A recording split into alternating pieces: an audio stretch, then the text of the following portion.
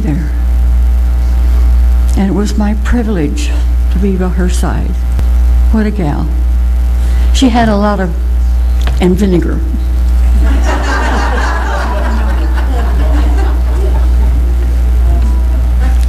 That was Virginia. She always had a smile, no matter what the situation. She also, she came to me at another memorial for a friend of ours in July and told me that she had told her doctor she was not going to take chemo, that she was going to live each day, one day at a time. And I thought that was very brave and courageous. So I stood by her side many times when I was called. And it was my privilege to be there, to be with her and Jim, and to meet their lovely family, Jim's daughter, and Kathy, and her sister. I found out we were chaplains together at Desert Regional Medical Center years ago. And she reminded me, you know, heading west, we forget a lot of things.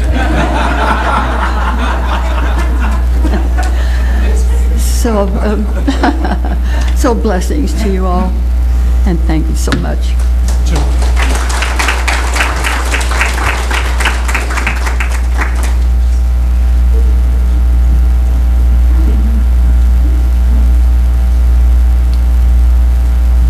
Joel, could you turn that fan down a little bit?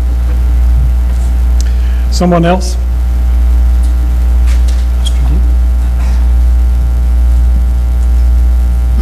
This will be very brief. When I first got to the center, Reverend Matt was the minister here. I was brand new to religious science, and I will never forget the very first time that I saw Virginia and Jim. Matt was on platform, and he called this couple up to the front, and I had no idea who they were, and he announced that they were going to get married. And then he got this huge grin on his face, and he said, "It's about time." And so I thought, well, that's really great, you know.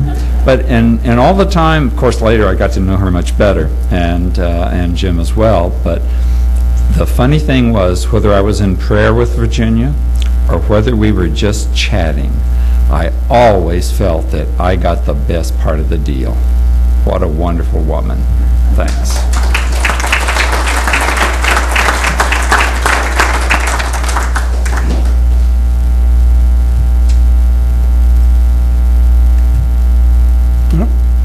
So, in that case, then why don't I invite Jim's daughter, Linda Boland, to come up here and speak on behalf of the family.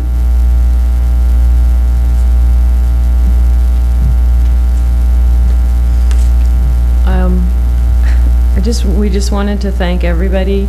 I'm thanking everyone on behalf of the family members and for being here. And of course, Virginia is here with us in spirit, and we all want to thank you all for the love, the caring, and the presence that you have all given us, especially Virginia over the years.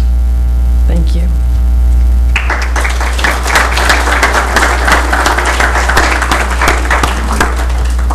So before we go into our closing prayer, we'd like to do one more special. Oh, did you want to speak? Oh, please, please. I could bring the microphone to you, too. Just settle me down again. I just want to say I feel so happy to be here today and to see Ginny's friends again and know the support that she had. I've known her longer than any of you.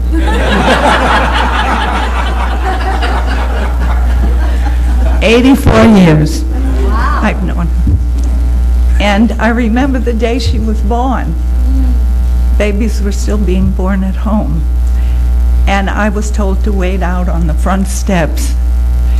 And then they came and told me. And I shouted, "I have a new baby sister!" So she she came on with a shout, you know. And I want to say, so many of the things that you said about her, I couldn't say more. She always had her own way, and she was always strong. We had a lot of time in those 84 years that we weren't close to one another. She lived in California, I lived in New York, then she lived in San Jose, and I lived somewhere else. But we landed here in the desert in Arizona, and then 10 years in Palm Springs that we shared that time. And it was only a year and a half ago that we moved up to Hemet, and then I didn't drive anymore, and you know, we both had big families. I have 6, my husband has 2, and they live in 7 different states and Geneva, Switzerland. And so you spend a lot of time on the phone and the email keeping up with these, you know, but I won't labor this, but you can just picture what when we danced together and in a show at Walter Reed Hospital during the war when our father was stationed there in Washington, D.C., and well, so many things. It would be too much to say, but I just want to thank you for all the love. The love never goes away. Never goes away, no matter what. And thank you. Thank you all for letting us be here and see this. It's precious to me. I'm the last one of the family. You know, from the top down it goes. You know, we had a brother, but he's been gone for 15 years, you know. So, anyway, there'll be a lot of missing and a lot of remembering. And you were such a big part of her life, and I thank you for it. God bless you all.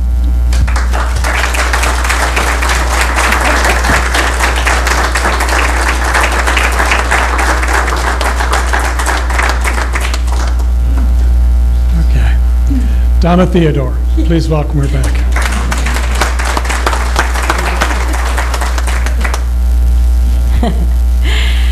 I just want to thank Jim for inviting me to participate today, because for me it is the only way, the best way I know how to contribute to someone's life. And most of the time when people ask me to participate in their memorial service, they have particular songs that they want me to sing.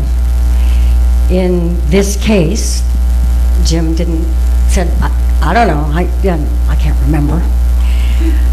So I had to choose myself what I thought would be appropriate.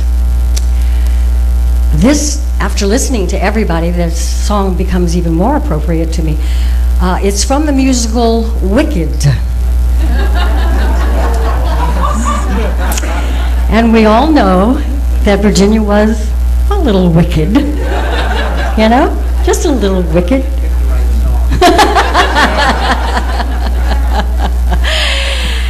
But more importantly, what this song actually does say.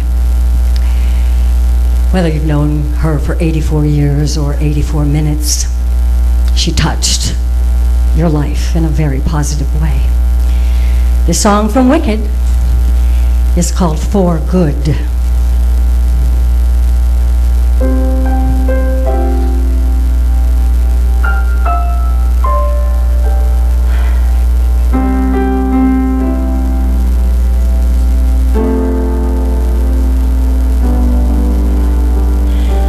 I've heard it said that people come into our lives for a reason, bringing something we must learn, and we are led to those who help us most grow if we let them.